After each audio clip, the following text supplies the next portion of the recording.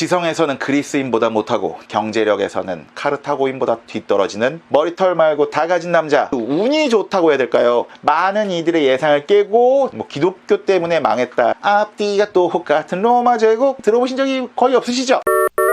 급해? 가로로 똥 싸? 베개 있어. 누워 싸. 그런데 지난 시간까지는 지중해를 무대로 역사에 자신들의 이름을 남긴 그리스와 페니키아, 카르타고, 그리고 그들이 지중해를 주도한 기원전 4, 5세기 무렵까지 알아봤습니다. 서쪽은 페니키아의 후예인 카르타고가, 동쪽은 알렉산더 제국의 후예들이 후계 전쟁인 디아도코이 전쟁을 벌이고 있을 무렵인 기원전 3, 4세기에 이탈리아 반도에서는 신흥 강대국이 무럭무럭 성장하기 시작합니다. 지성에서는 그리스인보다 못하고, 체력에서는 켈트인이나 게르만인보다 못하고, 기술력에서는 에트루리아인보다 못하고, 경제력에서는 카르타고인보다 뒤떨어지는 로마인들이죠. 이번 시간에 로마에 관한 이야기를 모두 다 다룰 수는 없습니다. 대신 753, 476의 1453, 2000년 로마 역사를 간단히 훑어보는, 그리고 아는 척 해보는 시간 가지려고 합니다. 753, 476의 1453? 이게 무슨 국제전화 번호가 아니고요, 로마의 건국 멸망 연도입니다. 기원전 753년 4월 21일 로마 왕국이 건국되었다고 전해집니다. 어떤 전설에 기반한 추측성 날짜입니다. 기원 후 476년은요 동서로 분할된 로마에서 서쪽에 있는 로마가 멸망한 해예요. 그리고 기원 후 1453년은 마지막 남은 동쪽의 로마, 동로마 제국, 비잔틴 제국이 멸망한 해입니다. 뭔가 약간 숫자 배열이 전화번호 같잖아요. 그래서 외우기가 편합니다. 그래서 753, 476의 1453은 외워두면 나중에 아는 척하기가 좋습니다. 로마 역사는 생각보다 후려치기 아니죠. 그러니까 틀을 잡기가 편한 편이에요. 왜냐면 세기별로 끊어서 보기가 편하거든요. 허접한 그래프와 함께 이야기를 해보도록 하겠습니다. 크게 보면 서쪽의 로마 멸망까지의 1000년과 동쪽의 로마 멸망까지의 1000년을 쪼개서 한번 보도록 하겠습니다. 첫 1000년은요 정말 사람의 인생 같습니다. 엄청 덩치가 커지다가 사춘기 성장통을 겪고 성인으로 자라나서 전성기를 겪지만 나이가 들고 힘이 빠지면서 자식들을 분가시키고 결국 죽음을 맞이하는 어떤 그런 사람의 인생 스토리 있잖아요. 기원전 753년 건국이 되고 기원전 5세기에는 공화정으로 변화합니다.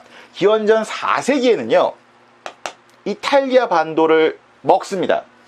그리고 기원전 3세기에는 카르타고와 지중해 패권을 두고 포이니 전쟁, 그리고 기원전 2세기에는 그리스와 마케도니아까지 점령하면서 굉장히 빠르게 성장을 해 나갑니다. 그러나 기원전 1세기에 성장통을 겪고 황제가 다스리는 제정 또는 원수정으로 시스템이 변화하고요. 기원 후 1세기에는 결국엔 그 원수정, 제정으로서의 정치 체제가 완성이 되고 영토도 어느 정도 확정돼 있습니다. 그렇게 기원 후 2세기에는 오현재 시대, 즉 전성기를 맞이하지만 기원 후 3세기에는 군인 황제 시대와 어떤 안팎으로 혼란기를 겪으면서 본격적으로 로마가 무너지기 시작하지만 4세기에 원수정에서 전제 군주제로 변화하고 제국이 분할되면서 새로운 전기를 맞이하고 기원 후 5세기에 서쪽에 있는 로마는 멸망을 하죠. 이후 동쪽에 있는 로마, 비잔틴 제국은요 쇠퇴와 중흥을 계속 반복합니다. 기원 후 5세기에 동쪽에 있는 로마도 굉장히 많이 위축돼요. 하지만 6세기에 옛 영토를 수복하죠. 그러나 6세기 후반에 전염병이 창궐하면서 다시 가라앉고요. 7세기와 8세기는 이슬람 세력이 성장하기 시작해서 큰 위기를 겪습니다.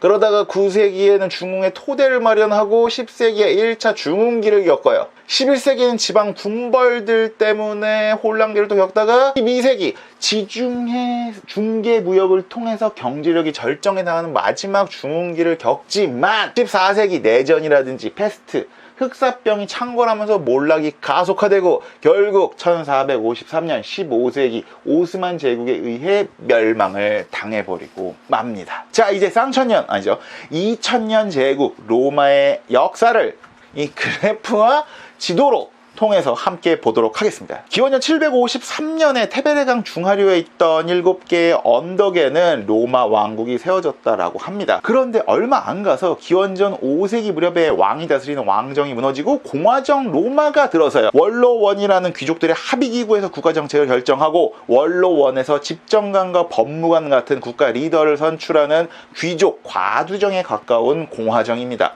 이후 전쟁이 늘어나면서 중장보병을 담당하게 되는 평민들도 목소리를 점차 내기 시작하면서 공화정 로마의 틀이 잡혀나가기 시작하죠. 공화정 로마에 대해서 할 말이 많긴 하지만 한마디만 딱 하고 넘어갈게요. 그리스와 로마 같은 북지중해 세계엔 다른 지역과 다르게 공화정이라는 정치 체제가 들어선 게 참 독특해요. 다양한 분석이 있는데 지중해의 지리와 관련된 분석이 제 눈길을 끕니다.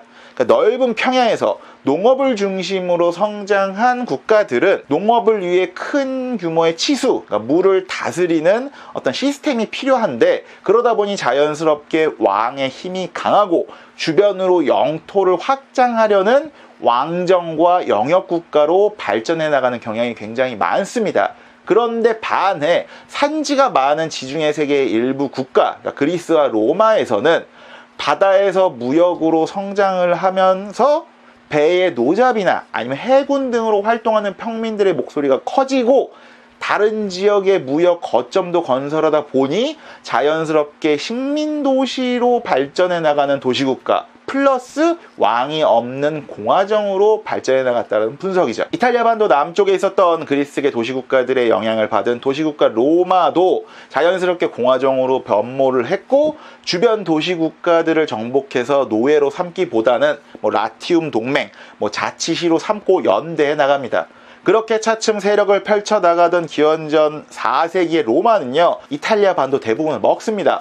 이탈리아 반도 대부분을 먹은 공화정 로마는 장화 끝에 붙어있는 시칠리아 섬이라든지 이 지중해 바다에도 관심을 갖기 시작하고, 당시 지중해를 주도하던 카르타고와 마찰이 생기기 시작합니다. 결국 기원전 3세기 서지중해 패권을 두고 싸운 포에니 전쟁이 벌어집니다. 그리고 많은 이들의 예상을 깨고 로마가 지중해 강대국인 카르타고를 이겨버립니다. 기원전 3세기부터 기원전 2세기까지 3차에 걸쳐 진행된 포에니 전쟁으로 지중해는 로마의 수중으로 들어오고 카르타고도 멸망당해버립니다. 기원전 2세기에는요, 동지중해에 있는 마케도니아라든지 그리스까지 손에 넣었습니다. 그러나 기원전 1세기에 사춘기 소년 마냥 성장통을 로마는 겪어요.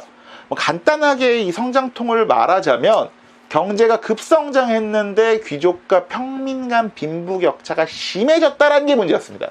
그럼 여기에 필요한 건 기득권층한테 기득권을 빼앗아서 사회보장 제도를 만드는 거죠. 그라쿠스 형제, 마리우스, 술라, 폼페이우스, 안토니우스, 1, 2차 3도 정치 등등 나올 인물이라든지 사건이나 세력이 굉장히 많지만 이것도 간단하게 말하자면 기원전 1세기는 원로원을 중심으로 해서 기득권을 지키려는 보수 세력과 군벌 리더를 중심으로 사회보장 제도를 만들자는 개혁 세력 간의 대립의 시기였습니다.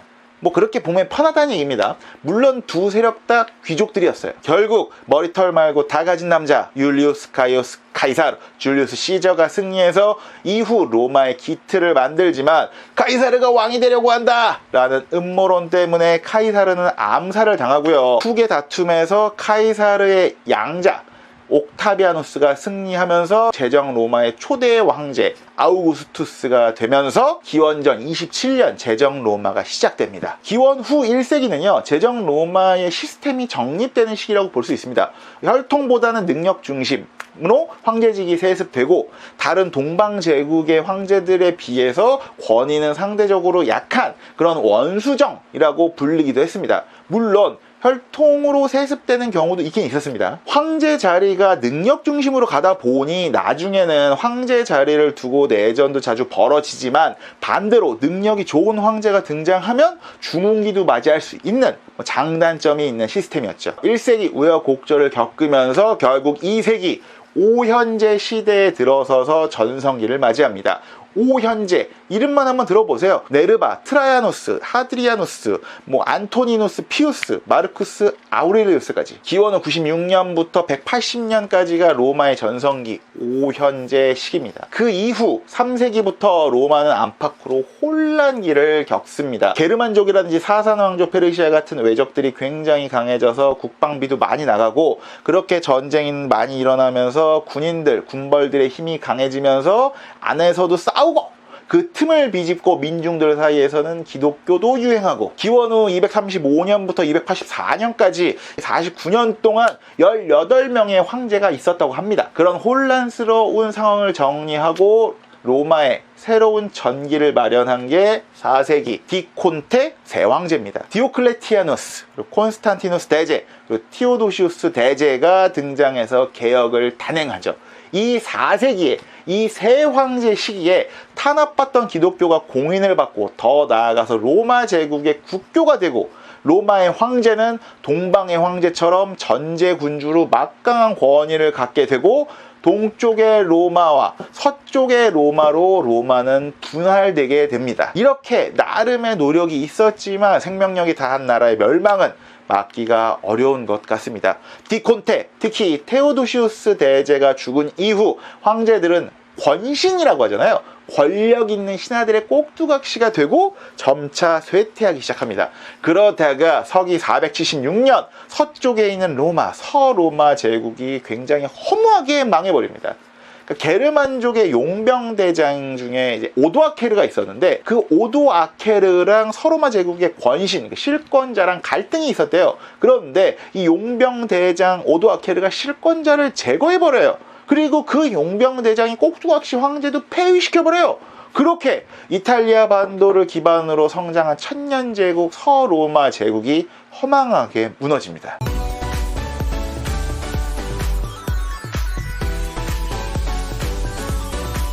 예전에는 이 서로마 제국이 게르만족 때문에 망했다, 기독교 때문에 망했다라는 주장이 있었어요. 하지만 최근에는 이미 4세기 무렵에 게르만족과 로마 사이에 충분히 교류도 많았고, 아까 말한 것처럼 게르만족이 용병으로 로마의 국방력 일부를 메워주기도 했다라는 반박도 나옵니다. 기독교에 대해서도 행정적으로 이미 와해가 되고 있었던 그 당시의 로마 제국과 지중해 세계를 조금이나마 지탱해준 기둥 역할을 했다고 하죠. 그럼 서로마 제국은 왜 멸망했냐? 학자마다 주장이 조금씩 다 다릅니다. 그러나 많은 이야기들을 종합해서 후려쳐 간단하게 말하자면 그냥 망할 때가 되어서 망했다인 것 같아요. 로마라는 간판으로 로마가 갖고 있던 기둥, 시스템과 행정력만으로는 더 이상 나라를 지탱할 수 없게 되었는데, 하필 그때 동쪽에 훈족이 이동을 해서 유럽 지역 전체가 혼란에 빠지면서 오도아케르라는 용병 대장이 이렇게 툭 친 것만으로도 천년 제국이 무너져 버리게 되었다라는 거죠. 서로마 제국이 멸망한 그 자리에는요, 게르만족이라고 통칭되는 민족들의 부족 왕국이 생겨납니다. 이탈리아에는 오도아케르가 점령을 하다가 나중에는 동고트족의 동고트 왕국이, 그리고 이베리아 반도에는 서고트족이 세운 서고트 왕국이, 카르타고를 기반으로 한 북서아프리카에는 반달 왕국이, 그리고 프랑스 지역에는 프랑크 왕국 등등이 들어서죠. 그 중에서도 프랑스 지역에서 성장한 프랑크 왕국은 카롤루스 대제 때 서로마 제국의 유럽 영토 대부분을 회복하고, 기원후 800년에 로마 교황으로부터 서로마 황제로 인정, 대관을 받게 됩니다. 이때부터가 유럽의 중세가 실질적으로 시작된다라고 볼 수가 있죠. 동쪽에 있는 로마, 비잔틴 제국은 어떻게 되었을까요? 5세기 당시 동쪽에 있는 로마도 동쪽에 온 어떤 훈족이라든지 아바르족, 그리고 북방에서 온 슬라브족 때문에 엄청난 위기를 겪습니다. 그러나 디오클레티아누스라든지 콘스탄티누스 대제가 만들어온 제정 로마 후기의 행정력을 이어받아서 가까스로 살아남습니다.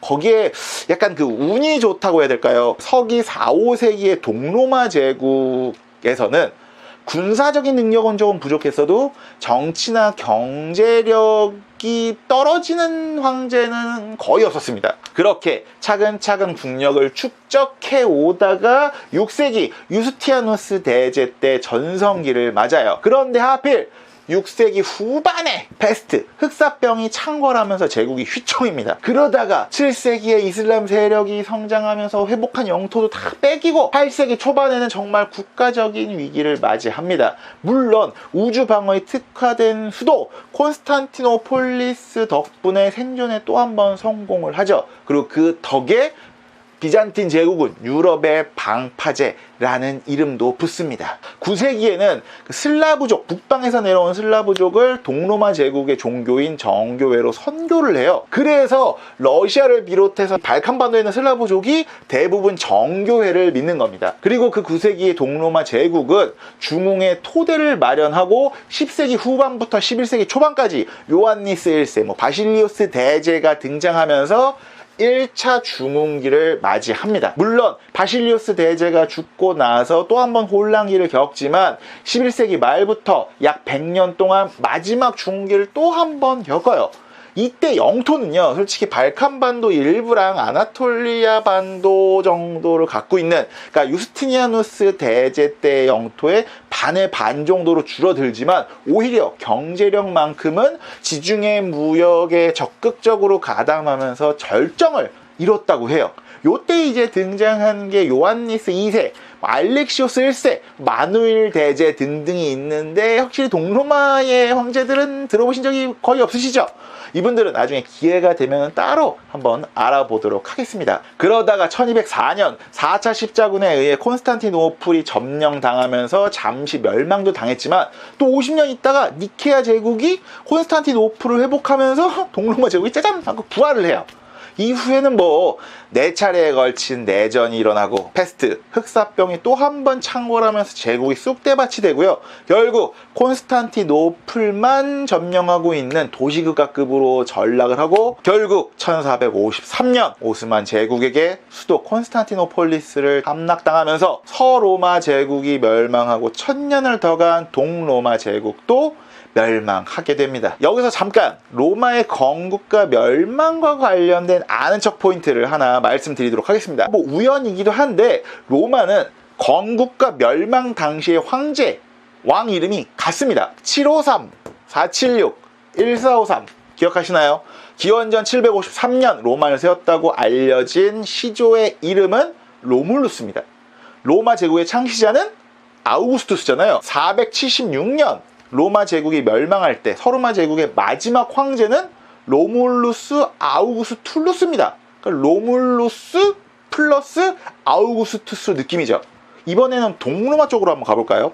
1453년 동로마가 멸망할 때의 황제는요, 콘스탄티누스 11세입니다. 새로운 수도 콘스탄티노폴리스를 짓고 그곳으로 수도를 옮겨서 동로마 제국의 첫 번째 황제로 일컬어지는 황제의 이름도 콘스탄티누스 1세, 콘스탄티누스 대제입니다. 앞뒤가 똑같은 로마 제국, 신기하죠? 마지막으로 간단하게 한번 정리를 해보고 싶은데 여러분도 지치셨죠? 오늘은 구독과 좋아요, 알림 버튼만 누르시고요. 나중에 기회가 되실 때 또는 한 번 더 정리를 하고 싶으실 때 한 번 더 보세요. 그리고 2번 더 보세요.